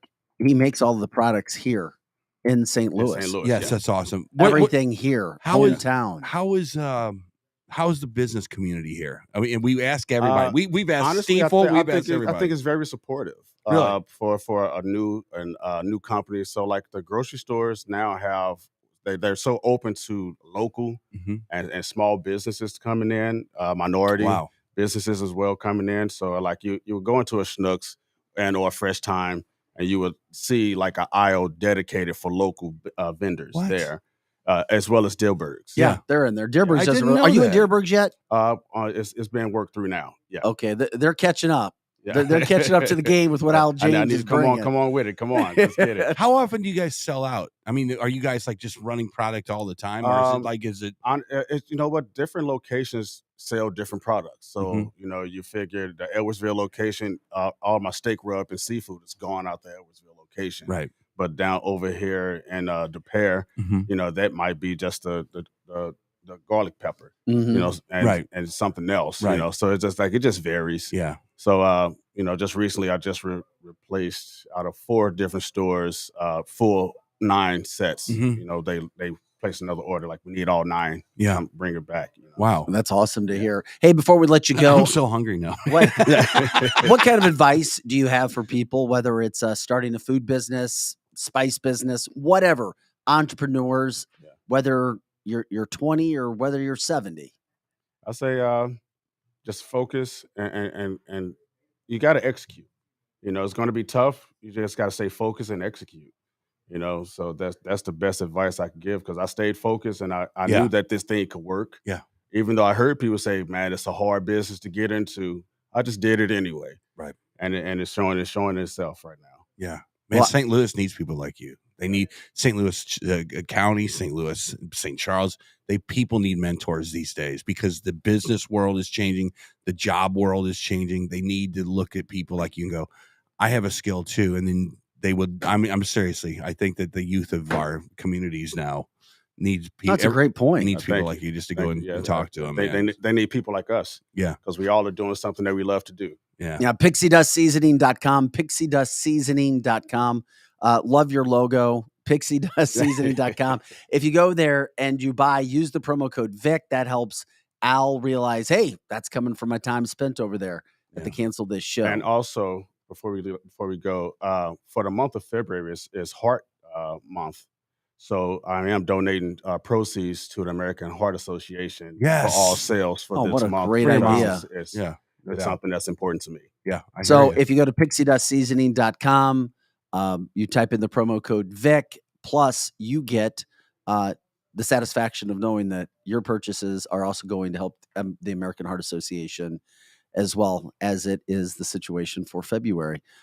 Dude, you have fun here? I love it. Yeah, we'll have you back on, that's for sure. I would love and we won't ask you any other tough questions unless you want to ever talk with us, whether you want to agree with us or debate us, because we respect you. And that's what this studio is all about. It's having those. He doesn't want to debate us. He agrees with everything we say. Of course he does. It's amazing. Yeah. Didn't you get the memo this morning? I agree with everything you guys say. Al, hey, buddy, congratulations on everything, man. Thank you for having me so much. When people get to know you, if they don't know you already, they see what you're about, your product's about, and what you're about. So we appreciate you taking time to come by and join us. Chiefs or Philly? Chiefs or Philly? Say Chiefs. Oh, of course he's going to say that. You don't have to. That's the right answer. It is around here. It is, but I know a lot of Philly fans. It was tough though, because he grew up in St. Louis, and if he was a football fan, and I don't know how old Al is, every Cardinals football fan my age, you could say Dick Vermeil was your boy, and he was a Philadelphia coach. Yeah, come on, man. I can connect dots. Yeah, we'll see. Anyway, Al, thanks again for your time, Al, buddy. Man. Thank you so much. Totally appreciate it. All right, it. Al with PixieDustSeasoning.com. Had a good time interviewing him, talking about his product, PixieDustSeasoning.com. Eric, I'll get you some of that product as well. Al looks at me and he goes, "Yeah, that fish is pretty easy to cook." Every time I do it, man, it falls apart in the grill. Trust me. We have all right. Halibut. Al, you need your own podcast here show is what you need. Exactly. I would listen. I want all right, to, Al's got some samples for us, and Gherkin wants some too. He eats a lot of that stuff. Oh, yes. He's got the hats too. Yes. Well, hell, let's just go full go. We'll just make this the Pixie Dust Studios. I think that's not a bad idea. Yeah, I will. And his motto is "Sprinkle a little magic." Dude, could you imagine if we had a grill sitting right there? Yeah, I know. Just sitting right there, and you just lift the grill. It would be you know what? Tabitha says she's great on a grill. You know what? I wouldn't even care about the other occupants of this office. Of course you would. I wouldn't give a damn at that point because we have Pixie Dust seasoning. We've got sirloins. We've got ribeyes. Well, you never know what you're going to get on Cancel This. Todd says, Eric, your issue is this. Although I don't know if Al would say this. Wrap your fish in tin foil and then yeah, I know. And then you put the vegetables in there and then you put the seasoning on there. But guys, I'm telling you, this is I literally haven't cooked in my kitchen in probably 30 years. I haven't. I'm sorry. There's people that do it better than me. I'm just not a good cook. In 30 years. I'm sorry. Once again. And that one time was oatmeal. So that doesn't really count. And by the way, Lizzie, I appreciate you making sure you got all that information up there, of course. Lizzie does a phenomenal job on a daily basis on our social media. Thanks again. I don't even have to give all the reminders. Lizzie put it up there for people who are reading it. For people who aren't reading the chat line, once again, pixiedustseasoning.com. Put in the promo code Vic and try some good spice. I'm not just going to say that I had it. I had the all natural, some pretty damn good stuff. And to Jeff, I do have a pellet grill and I can never get it hot enough. I don't know what I'm doing wrong.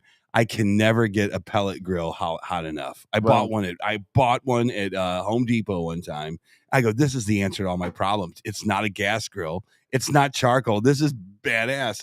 And the steak would have to stay on there for like 6 hours. Hey, and then it just turned into Al's leather. Still here. Before we move on, speaking of grilling and roasting, yes. Can I show it on air really quick? What the hell? Yeah, that is awesome. Former Twitter execs were roasted yesterday on Capitol Hill. We're speaking of roasting of a different kind. Check out the charcuterie board. That's get the hell phenomenal. Out of here. Look at that. So that was handmade. Handmade. Al says it was handmade. I can put strings on that. Hey, I could make that into a base. I'll play it this weekend. Of course, Al made it. Look at that. That's badass. That's thick. So you're a woodworker too? No, I just did it for a promo for the Christmas gift sets, and people loved it. So I just I figured out how to outsource it. I hate myself now. I can't do stuff like that. I can't do it. I'm worthless.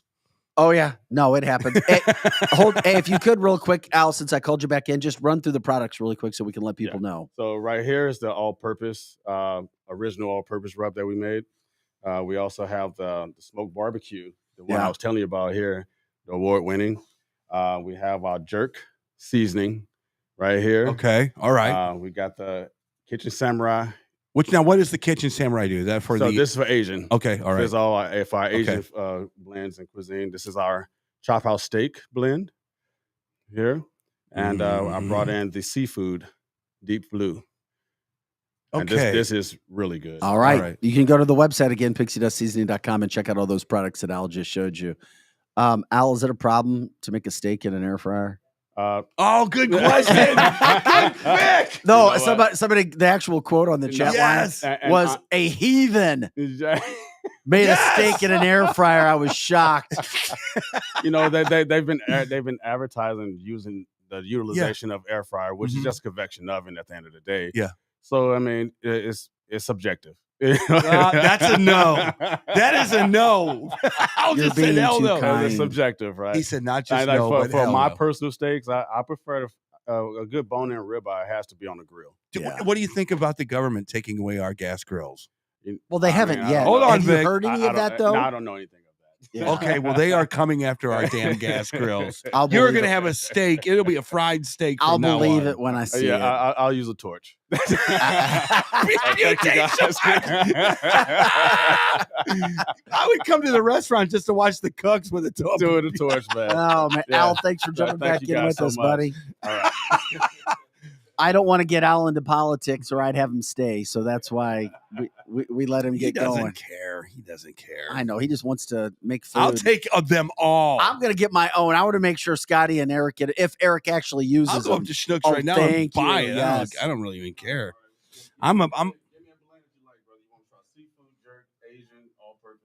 All purpose, absolutely, for real. Thanks, man. I appreciate it. Yeah, thanks again. Oh, yeah. Al James Hell yeah. with pixie-seasoning.com. Congratulations on the success he's had and continued success as well. The other situation that we have when it comes to getting roasted and grilled, Scotty, when we get a chance, if you can load up Lauren. Yeah. As you gonna? Oh yeah, that's the best way to smells try so it. good. It smells. I just want to All right, pour it on sorry. my face. You could also no. You could also you could a little dabble do you too. You can taste it a little, Eric. Yeah, I know. I'm gonna wait. A little dabble do. I'm Yeah, waiting. a little dabble do. We had roasting in the kitchen to roasting on Capitol Hill. Okay, we all know the story about Twitter and what happened before when it came to quote certain accounts being shadow banned, canceled, whatever. Well, hearings were taking place on Capitol Hill yesterday. And it's shocking to me when you actually have proof that accounts were being canceled, accounts were being shadow banned, including that of Lauren Boebert, which was shocking. Well, she had 5 minutes yesterday, Eric, and it was must-see TV with 4 former Twitter executives. And Scott's going to run the video for us. I heard it. It's amazing. This, and it's 5 minutes.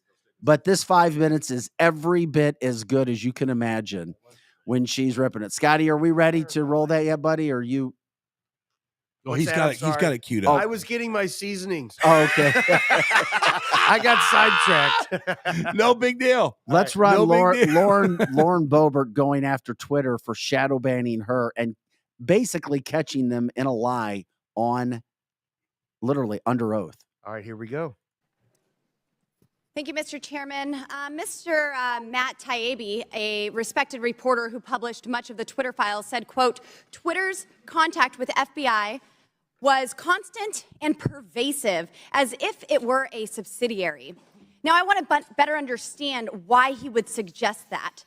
Mr. Roth, while at Twitter, how many meetings did you have with the FBI? I couldn't say for sure, but I would More say than 10? That's a More than reasonable 20? estimate.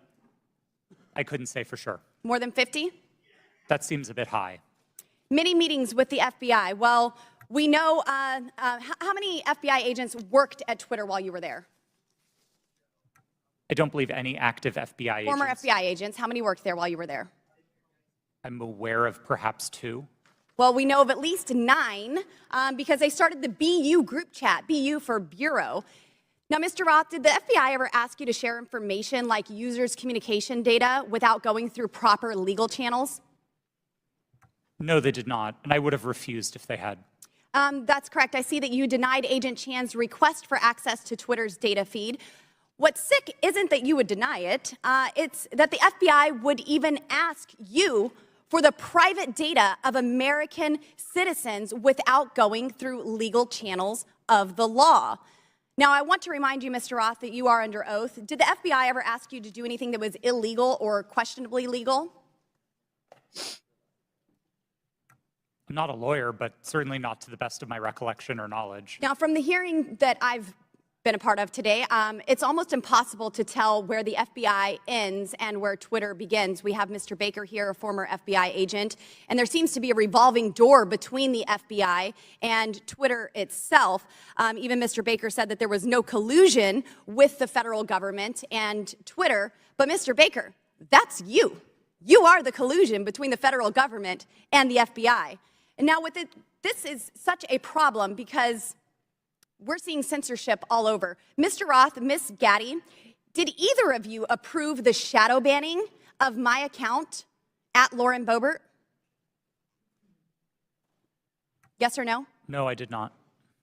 Not to the best of my recollection. Well, let me refresh your memory, because on March 12th, 2021, and Mr. Roth, I know you looked at it, because Fascist Twitter 1.0 had a public interest exceptions policy, which means for members of Congress to be shadow banned, it had to go before you, Mr. Roth. So I'll ask again, did you shadow ban my account? Yes or no? Again, not to the best of my recollection. So the answer is, Mr. Roth, yes, you did. I found out last night from Twitter staff that you suppressed my account for this tweet. It's a freaking joke about Hillary Clinton being angry that she couldn't rig her election. It's a joke, but in response, being the sinister overlords that you all are, you placed a 90-day account filter so I could not be found. And now we see here that Twitter staff said the visibility filter on my account excluded me from top searches, prevented notifications for non-followers, and much more. This is considered an aggressive visibility filter. You silenced members of Congress from communicating with their constituents. You silenced me from communicating with the American people over a freaking joke. Now, who the hell do you think that you are? Election interference? Yeah, I would say that that was taking place because of you four sitting here. The Hunter Biden laptop story was suppressed. A sitting member of Congress was suppressed. A sitting president was banned from Twitter. You know, I bet that Putin is sitting in the Kremlin wishing he had as much election interference as you four here today. We've heard about threats to democracy. Well, what about shutting down a duly elected member of Congress? This is fundamental to our nation's governance, and you all attacked that very foundation. 230 protections? Well, those are for publishers, not for editors. And it's clear you were not acting as publishers, you were acting as editors. And Mr. Chairman, I think it's far past time that we remove 230 protections for big tech platforms who are abusing this protection. And let me just say, I'm not angry for myself. I'm not angry because I was silenced. I can reach out to Elon and to his staff, and I can see what's happened. And I can sit here today and hold you all in account. I am angry for the millions of Americans who were silenced because of your decisions, because of your actions, because of your collusion with the federal government. They can't reach out to Elon. They can't sit here today and hold you into account. We don't know where the FBI ends and Twitter begins. But I do want to thank Mr. Elon Chairman, Musk we're over for 17 firing seconds. you four and saving free speech and even Twitter. Mr. Chairman, I yield. Okay, you Thank don't. you, Mr. Chairman. You don't have to like her. Mr. You don't have to respect her. But I'm telling you what, everything she said in that 5-minute blasting, roasting is 100% true. It's what was happening in Twitter. And if that doesn't blow your mind, I don't know what will. We'll let that marinate, so to speak. No, you don't have to. And then we got Representative Donald's coming up in just a bit too. His is only about a minute, but it shows you what's happening on Capitol Hill because you're just not going to see it a lot of places. So everybody on our text line right here, everybody that's on our Facebook, they know they've put the pieces together already. They understand Twitter was being used by the FBI to shadow ban people that didn't agree, and including us. And the Biden administration. Biden administration was doing the same thing. They all had phone lines, private phone lines to each other's office. It's like, hey, I got this little show out of St. Louis, Missouri.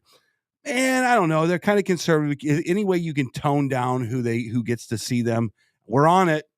There's multiple emails. It's happened to us already. Not by Twitter, but by others. Not by others.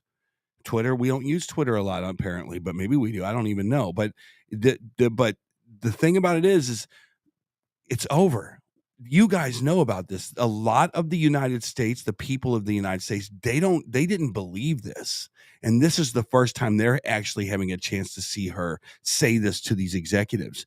Anything they say outside of the bounds of, yes, you were shadow banned, is now a breach of the oath that they took. They could be on the hook they could be on the hook criminally for anything they say that doesn't agree with, yeah, we had the FBI in here. Yes, they were telling us who to shadow ban. Yes, they were telling us who to kick off of Twitter. Twitter is the biggest soapbox in the United States. It's how we communicate with each other. Take the president off, would you? Excuse me? Yes, we would like you to take Trump down now. Go, do it. Bam. So they did. It's overwhelming. It's appalling. And I don't understand, and maybe you can help me here. How do the Democrats on the same board look at these Twitter numbnuts and even go, why doesn't a Democrat go, yeah, that was uncool? I asked a Democrat about this, somebody who I know, and they don't care. This person didn't care. Oh, who cares? Whatever. It's not that big of a deal. You know, it's well, that just shows how stupid they are. Well, I don't even think it's stupid. I think it's, oh, good. Somebody who doesn't agree with me is getting shut down. I think they're right. Correct. You're wrong. Your point is wrong. So if you get shut down, I've got no problem with that. Right. But if you come to shut me down, then I'm going to have a problem with it. Then it's time to turn the tables for a second. And that's the hypocrisy of the whole situation. Then it's time to somehow turn the tables. Well, that's not even it. I mean, Scotty's going to load up Representative Donalds, which, I mean, this is only 50 seconds. But if this doesn't show you even more about what's happening, I don't know what will, because this just wasn't Twitter. This was the FBI. This was the Biden administration. And Byron Donalds explains it more. Scotty, you'll get that. Just load us. Oh, you ready? Here, check out Byron Donalds. Do you know how many tweets were actually flagged and taken down at the behest of the Biden team? I wouldn't agree with the characterization of it as being at the behest of them. These tweets were reported, and Twitter independently evaluated them under its rules. But the email is very clear. More to review from Biden team. The response 3 hours later at the bottom, hold this up real quick so we can see. The request at the bottom, it says, handled these. Handled. What does handled these mean? He's brilliant. My understanding is that these tweets contained non-consensual nude photos of Hunter Biden, and they were removed by the company under. Hold on, real quick, Mr. Roth. How could you know so much about the content of these tweets? I mean, as far as I'm concerned, these are just web addresses. I don't know what's in these tweets. You have these things committed to memory that you know the content, but you don't know who you talk to at the Biden team?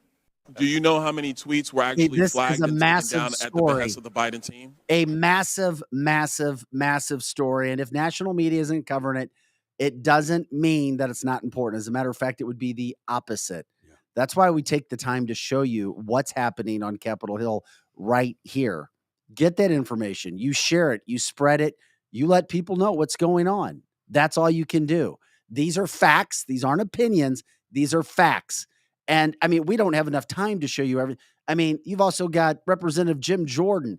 He crushed the 4 former execs. And now they're even being told, expect charges for what you and quote Twitter did. Yeah, I would love to see that. The one that we didn't show is AOC. Did you see AOC? I heard about AOC. She called Hunter Biden's laptop a half fake story. Yeah. Exactly. How do you have a half fake story on a laptop? Because so you planted the other half of it? Well, I mean, what? Well, here's the problems Democrats have. Moron. And I would love to talk to Democrats because they're... Me too. Here's the problem that you have if you're a Democrat and you support this. You've just been proven wrong. You've just been proven that if you support this, that you don't believe in free speech. You've just proven that you want to cover up what is illegal activity. Also, what is broken down by Jim Jordan as well is the fact that Twitter, guess what? The whole First Amendment and free speech. Yes. The guy even said, well, it didn't violate our policy. The guy even said, but then somebody above me said, yeah, well, we don't like it now. The FBI playing Twitter. I mean, if that doesn't go to show you what the hell's going on, I don't know. If you're AOC, you not directly, but kind of indirectly said, everything on Hunter Biden's laptop is fine. You are literally, every single member on that committee should have been like, yeah, I don't subscribe to this. If that laptop is true, if you suppressed any of this stuff, we're out. But you have the Democrats defending. This is the most insane thing to me. You're literally on the record defending Hunter Biden's laptop. Yeah, he's a drug addict. He's coked up. He's strung out. He's sad. He's sorry. Blah blah blah. But what about the emails about him selling out favor to Ukraine and to China and to Russia? And what about all the other stuff on there that is a direct tie to you and your pop and your uncle? How about that stuff? How about when we start to get these business partners in these committees and they talk about Hunter Biden was literally, and we have proof through the laptop, was literally selling out the United States of America to foreign adversaries. What happens then with AOC? What does she say at that point? This is why this story is big, because this all gets back to Twitter being pressured by the Biden administration, Yes, by the FBI, not just their own dealings, Drew and Democrats, being pressured, links to it. Why is the Biden administration trying to stop a story that links Hunter Biden to several entities that the big man doesn't want to be linked to? See, you can't get caught up in the minutia of media. A connects to B, B connects to C, and so forth. It's really easy to see when you shut out all the nonsense. This isn't just a, quote, private company situation. This is a situation that involves the Biden administration and the FBI stopping information on Hunter Biden, who is linked to his dad, to very nefarious groups and activities, not only in America, but all across the world. That's why this is big enough to be heard on Capitol Hill. That's why you see all the videos suggesting otherwise. That's why you see 4 former Twitter employees possibly facing charges for their activity and their boss's activity. This is a massive story, and it has nothing to do about what a, quote, private company did. Now, Democrats will look at it and go, oh, just look at the private company aspect. They don't want you to dig deeper. But the problem with most stories in America today is you can't just go an inch deep and a mile wide. You have to do your homework. You have to dive into the stories, and you have to look for more information, because national media, local media will not tell you the whole story. I will say this on the record. I wish that this, what I feel in my soul, it wasn't true. I wish that Biden, Joe Sr., had no idea what his dumbass son was doing. I swear to God. But when I see a balloon from China floating across the sky, and you didn't take a F-35 up there and blow it out of the damn sky over the Aleutians, it makes me wonder, is he compromised to the point where he's going to let a spy balloon just go hover over Scott Air Force Base, or go hover over our sensitive nuclear missile silos? Certainly Are possible. you that compromised? Is the stuff in the damn laptop that compromising that China has the real dirt on this clown? I really, in my soul, I'm not playing with you, Vic. I hope that I'm completely off base. I do, but it seems like the evidence is pointing the other way. It seems like we're sending over billions of dollars of hardware to Ukraine, in which his son had business dealings with Beres. You literally have to be almost a rocket science to put all this stuff together. Well, and a Democrat on the chat line says, and guess what? Not a damn thing is going to happen. And not a damn and thing that's is what gonna I happen. said. Democrats feel it's like, hey, we're winning. Our point's up there. We got the people in high positions that can stop this. Robert says, Vic, Twitter is a private company. It really is a private company. It's called the United States of America.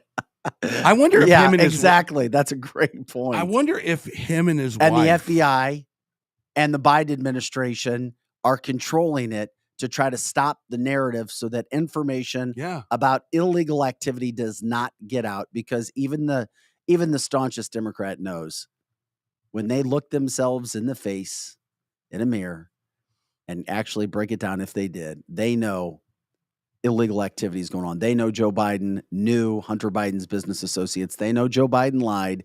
They know Joe Biden might be lost and not know what room he's in from time to time, but they know he had activity going on. That's why this was all covered up.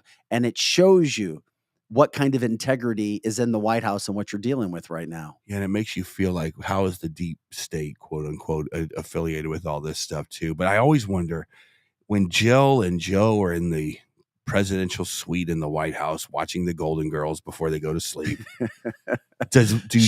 she's not in the same room with him. She's in the Lincoln bedroom. She's with Emhoff. She's with the second general. Her and Emhoff are hanging out. Didn't you see that big kiss we showed yesterday? They're in there smooching. Her and Kamala are together, and I don't know what the hell Kamala's doing, but Fixing her mask. Jill Biden and Emhoff have something what'd you just say? going on. Did you say Doug fixing her Emhoff. mask? Oh my gosh, It's so cool. Those memes were all over yesterday. Her neck memes. I know. I had to apologize to my wife because I was like, I thought she was crazy. I mean, as I say, you can't make this stuff up. And by the way, Ron says the Golden Girls are great. I didn't say they weren't.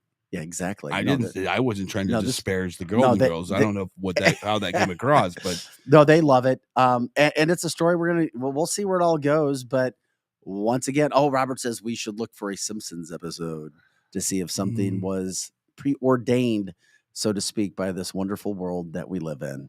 I just wonder if Joe goes, "What have I done?"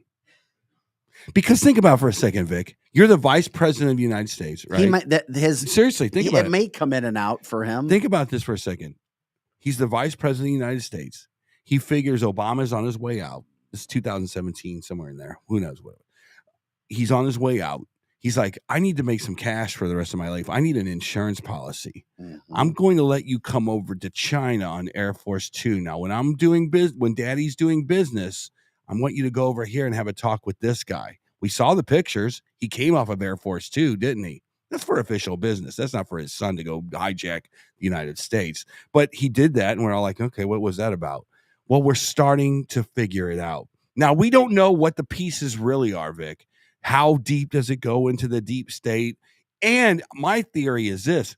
If it gets too close to Biden, I do think the deep state is going to pounce on him to make it look like they had nothing to do with this. I can't figure out what's going on, but he would be an easy fall guy because because nobody wants him. Well, because he doesn't know what he's doing. And even Democrats know that he doesn't know what he's doing. And I think even most Democrats, if you got them by themselves and you asked if he should run again, they say no. All the polling shows it.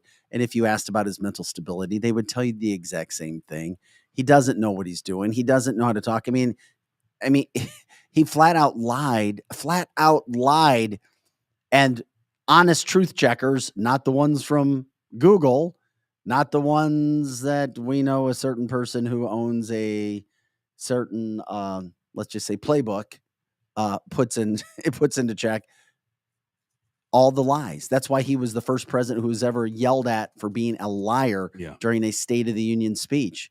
And that has nothing to do with the Republicans. It has to do with when you're being lied about, you're going to call that person as a liar and not let that come through. Do you think in the White House, in the Oval Office, they have these discussions? These, Mr. President, we have to close the door and have these frank discussions. I'm serious. Do you think that? No. Do you think that there is a level? You've already said he has the handlers. I know, but do you think that there's a level of people that come into the Oval Office and say, we have got to manage this, so we have to have meetings about this behind closed doors? Seriously, do you think that Joe has gone, yes, I there's a Hunter screwed me up so bad and blah, blah, blah, that they're trying to manage this on a day-to-day basis? Yeah, somebody is. You think so? Yeah, as bad Ron as Klein, maybe. Well, as bad as his White House press secretary is also the worst White House press secretary we've ever had, but she also has the toughest job that I think any White House press secretary has ever had, keeping the Biden straight and all of the corruption and all of the dirtiness, the scummy situations, the nasty stories, the lies, the lack of integrity. And you're getting asked on a daily basis. And I guarantee they're probably not giving her truth. And she's out there taking the heat, taking the body blows. She doesn't know what she's doing. She doesn't know how to answer. If you watch some of her press conferences, they're terrible. She doesn't have answers. She says the same thing over and over again. And now she's actually got some liberal-leaning national media outlets and their reporters asking her the same questions as Peter Doocy, and she doesn't know how to answer them. Yeah, and there's no out because Kamala with Gail the other day on CBS. What's Dick Gale's? Who knows? Oprah's friend, whatever. Gail King. Gail I don't King. know what the show is. But she was on there, and I'm telling you what, they're not giving Kamala a pass either. They are like, they want Kamala just as much as they want Joe stayed out of the out. limelight for 6 months now. Yeah, Joe is. You can't have Kamala there, even if Joe is polling better than Trump or DeSantis. Check this out. You can't have Kamala there because Joe will be 82 going on 86 with a really good chance of passing away in the White House. And then you would have to say, well, look who we have behind him. We have Kamala. Mm-hmm. So Kamala cannot legitimately run with Joe again, even if she wanted to, because people will be like, I'm not voting for Joe because that sloth might be right behind him. You know what I mean? So they need to find another vice presidential candidate to run with Joe, maybe an Elizabeth Warren, maybe a Bernie Sanders. I mean, they got to bring the high heat, the big artillery out. But I don't know. 2 years is going to be a slow death for this administration if they don't figure out how to get their arms around this thing quick. And you cannot have AOC as your number one defendant. Well, we also have another very interesting situation that's happened. Now we have another New Jersey councilman, Russell Heller, killed in a murder-suicide at PSE&G facility. This comes a week after another New Jersey That's right. Republican African-American woman was shot, killed, murdered, no suspects. She was found dead in her car. Well, Russell Heller was found shot dead in his car after the slaying, 1 week after the slaying of Councilwoman Eunice Dwumfor. Authorities said that they had calls that a person had been shot at this facility in Franklin Township yesterday morning. So 51-year-old guy found shot outside of his car. He was a senior distribution officer who'd been with the company for 11 years. Just very, very bizarre, interesting situation. Now, the suspect here, they do have a suspect. It was another man. He was found inside a car, dead from a self-inflicted gunshot wound as well. Yeah. It's an evil time we live in, man. It's just an evil time. It's nothing. There's nothing good about what's happening in this time and period in this of the United States. It's just nothing. And then we have another, and then, the show's canceled this. We talk about stories. Michael Irvin, NFL Hall of Fame wide receiver, who had been a wild, crazy party boy at one point, who'd allegedly turned his life around, has been pulled off of the NFL Network Super Bowl coverage. I saw that. Because, what happened? I don't know. He said that he met a woman in a hotel, shook her hand, talked to her for 45 seconds, and then she went with a report to NFL Network and said that he was not nice or inappropriate. And then he has been known to be a partier. He was at one point in time. He's a locker room kind of guy. Let's just put it that way. So if you are sensitive to Michael Irvin, but we don't know, it was a 45 in a hotel lobby. Yeah. So we don't know what happened. I mean, he could have gotten mad at her. He could have yelled at her. There would have been witnesses. It's no reason to pull a guy off of the Super Bowl coverage, I guess. Well, what she did is she just put a complaint forward. Okay. So, well, the Me Too movement caught up to Michael Irvin, I guess, because something happened where she wasn't too happy about it. Well, this happened down in Glendale in Arizona, or allegedly. Mm-hmm. So they pulled him off. He says he's confused. He has absolutely no idea what even happened. He's like, I don't even remember. I said, I guess I came in. They asked, what did you do last night? I said, I went straight to my room. Irvin told the station. Yeah. He met somebody in the lobby, talked to him for about 45 seconds to a minute, and he said, then I went to my room. That was it. Yeah. And he says that he didn't do anything wrong, but he said now some woman is saying that he was inappropriate. Multi-billion-dollar broadcast about to happen 3 or 4 days later. That's the last thing you need, is to be answering questions about Michael Irvin. He says, I don't even recall the conversation, to tell you the truth. It was so quick. Yeah. Well, it's a shame to be Michael, because he's a very outspoken, he's bombastic. He's the kind said of nothing happened physical. So what do you want? It's he said, she said kind of stuff. Yeah, they shook hands and he went on his way. Yeah. That's bizarre. 45 seconds conversation, nothing physical, quick conversation. He's in his room. Yeah. Maybe she didn't like him for some reason. And she makes a report. Yeah. And then he's pulled off the NFL Network. It's easy enough just to pull someone than it is to explain for a week why he hasn't been pulled. You know what I'm saying? You know what I'm saying? It's like, it's not worth it for the Super Bowl. No matter what, it isn't. Do you really want to be answering questions for a week to everybody saying, hey, why isn't Michael Irvin still No, on that's there? why the NFL Network did it. Yeah. I mean, that stuff happens. It happens. I get it. I'm more upset that my tax dollars are paying for Super Bowl security when Stan Kroenke and other billionaire owners are making tons of money off the season, the game, the revenue sharing. Yeah. And by the way, they aren't paying for their own security for the Super Bowl. Have you figured out what you're doing for the Super Bowl yet? Are you doing anything? No plans. I have zero plans. Is it, to me, the Super Bowl is bigger than most major holidays. It's bigger than Memorial Day. It's bigger than Labor Day. I agree. It's bigger than No, it Easter. is. It's way bigger than Thanksgiving to me. It's bigger than all of them. And by the way, we just want to remind everybody, we've had a big week of guests from the governor to the attorney general. Tomorrow we have another massive, massive day. Of course, Al James today. Tomorrow we've got George Norrie for our free for all Paranormal Friday. We'll get to George at about 8:10 tomorrow. Yes. So you will not want to miss George Norrie coming in. You asked for it. We're bringing it to you. George Norrie tomorrow at around 8:10 Central. And of course, if you can't join us live, we are a live show, but we're also a podcast. All of our original content is saved, and it's at cancelthisshow.com, cancelthisshow.com. Please share the show. Remember to share the show, like, subscribe, let people know about what we're doing. We may be new, but we're coming out of the gate strong. Let people know. We'll do that. We'll do what we can with that interview. Also coming up tomorrow in the 9 o'clock hour, Ty Dennis from Clippers and Cops. He'll be joining us live in studio to talk about a St. Louis event. Ty wants to do whatever he possibly can throughout the St. Louis area. Realized we didn't have enough going on in the St. Louis area. He'd been traveling the country, speaking to colleges, trying to get groups together. He's got a big event coming up in St. Louis that he's going to tell us about. Also, just like to shoot whatever's going on with Ty tomorrow too about our community. Hell, we should get his opinion on paranormal. I was going to say, please, talk to him about Facebook, because I watch Facebook.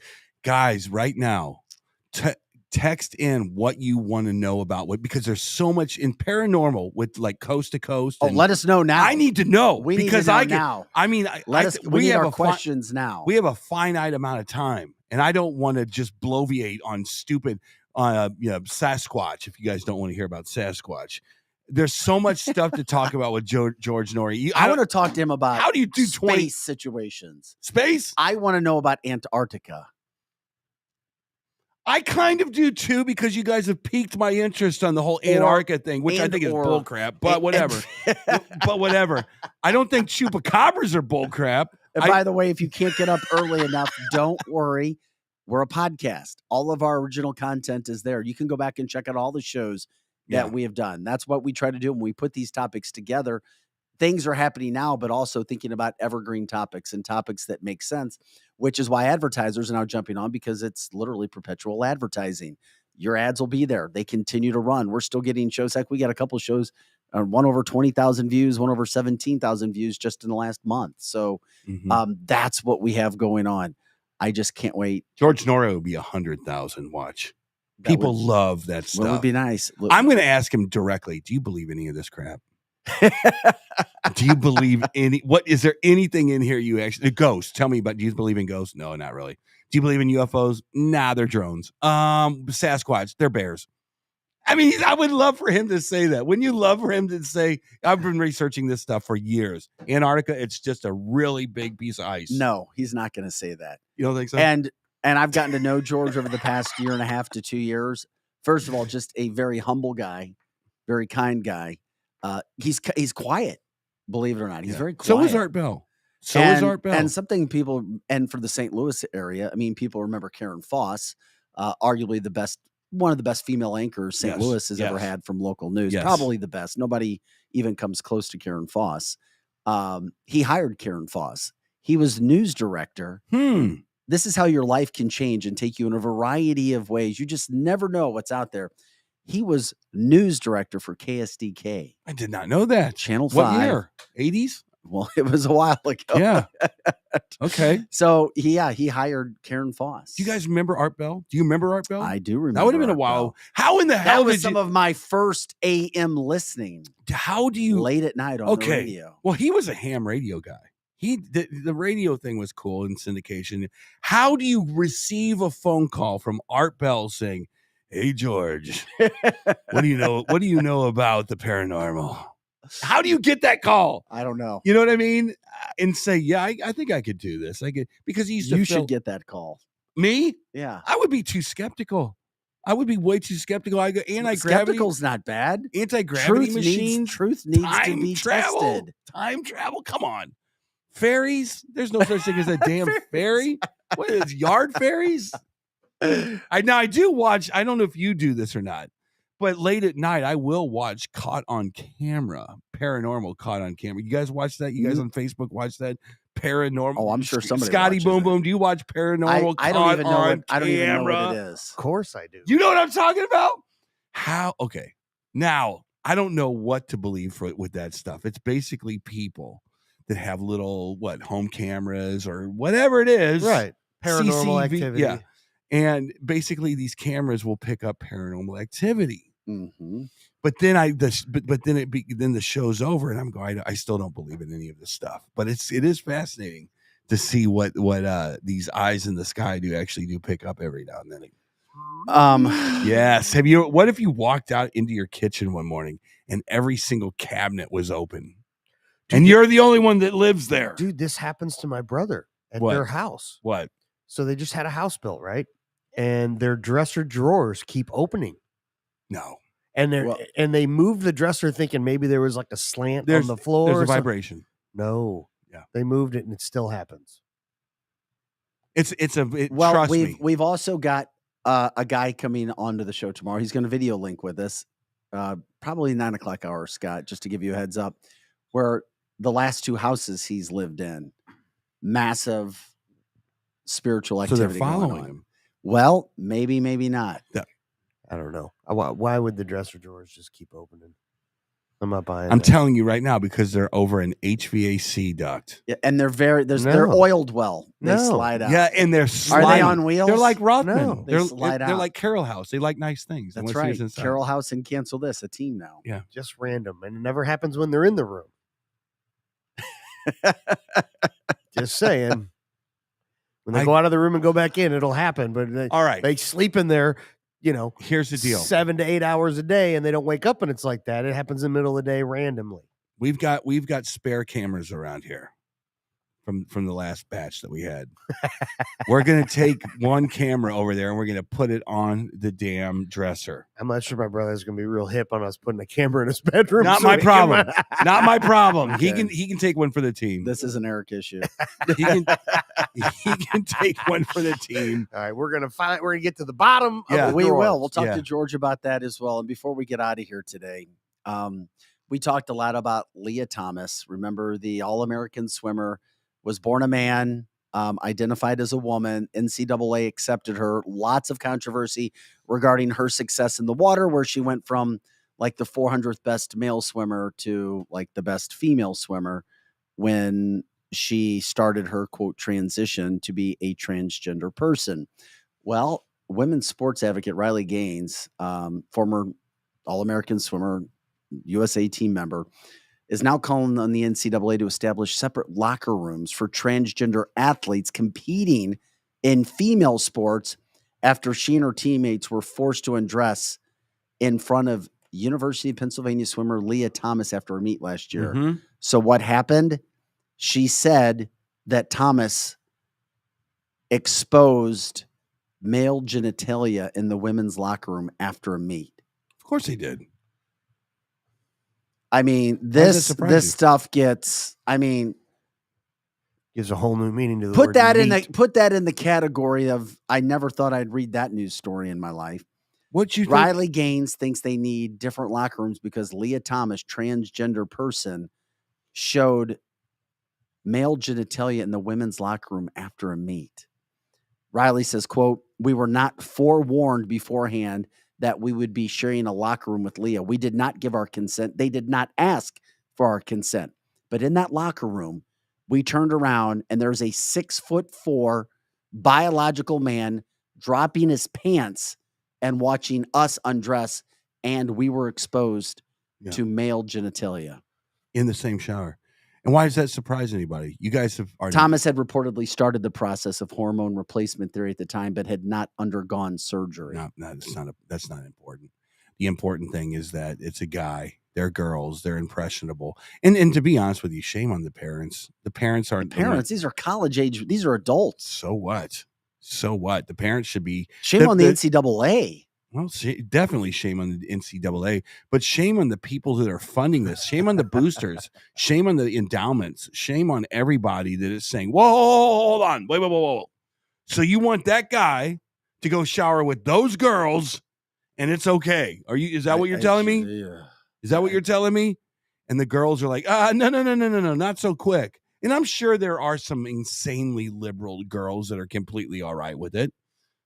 I'm sure there are. But for the most part, again, it gets back kind of the evil of the society that we're developing. We're developing an evil society. It's very evil. It's dark. And I do agree, the light had better turn itself on quickly. And the light had better get into our society, into our subconscious, and start fighting back against some of this garbage, because that is evil. I think that's evil. That a kid who's not, I mean, I don't care if you're in college, you're not completely developed yet. There needs to be some normalcy. You need to be normal. You need to be able to go into a girl's locker room and be comfortable in your own skin and not have to run around because some guy that has his junk hanging out following you around. Well, the good thing is that you at least have somebody on the inside of these locker rooms explaining what happened last year. Now, I believe Leah Thomas has already had the surgery. I believe. Now, with that being said, at the time, Leah had not. That's an issue because Leah will not be the quote first. There will be more. So you have to quote protect the situations. I just can't feel as if anybody would think that that's fine. I don't know. You got a daughter in college, clearly right? Riley Gaines had an issue with it. Yeah, but my daughter's not an athlete. But if she's a former athlete, if she was in if there was, and she was a track star, so if she was in a locker that's room, even worse. So if she was in a locker room, What 6 foot, I would have had a problem with it as a college. But what would you have said? But if she's 19, 20, I would have helped her go to the right authorities, the right governing body, and they would say, "Sorry, that's just the policy." It's possible. What would you have done? Anything that I could have. I mean, I always ask that question about myself, my situation. I always try to put myself in those situations to see what it was. How mad am I about this? And for that, if I had a daughter that was incredibly attractive, and they were in track, and all of a sudden you're getting ready for your match or your meet or whatever they call it, and some guy is sitting right there by you, and you don't know what his intentions really are. Is he there for a scholarship and still attracted to girls? It's so weird. I mean, what do? Do you say you're done? You're not going in that locker room again? Or do you just like, oh, how do you feel? I mean, what would you do? There's a way to separate. There is a way to, it's not that difficult. There's there's places you can go. You separate the person, you separate the team. To me, it's systemic. You go after the whole ideology. Yeah, but that's a bigger fight that takes longer.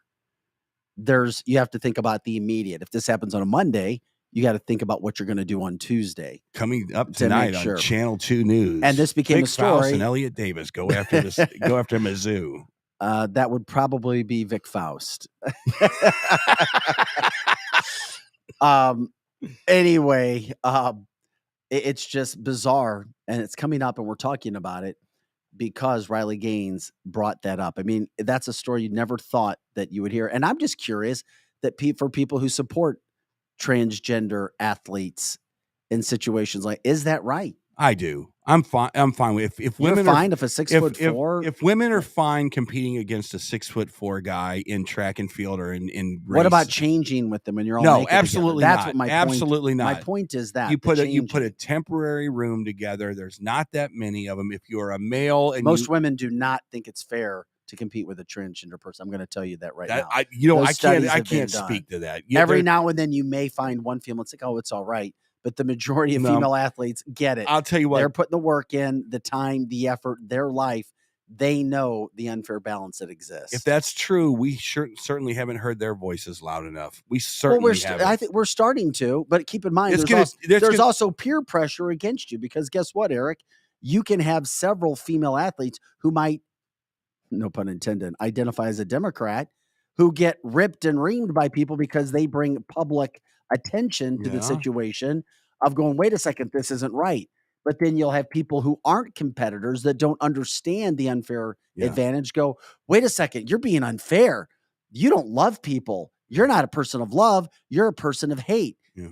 Those are the kind of things that happen. Yeah. You got to stop with the virtue signaling. There's a lot of virtual signaling that goes on. And that's why you don't hear it as much from females. And most females and women, they want to be kind, happy, positive people. They're not in the business of going out and I want my voice to be heard. Yeah. But then you get forced into that situation like a Riley Gaines who was exposed to male genitalia of Leah Thomas.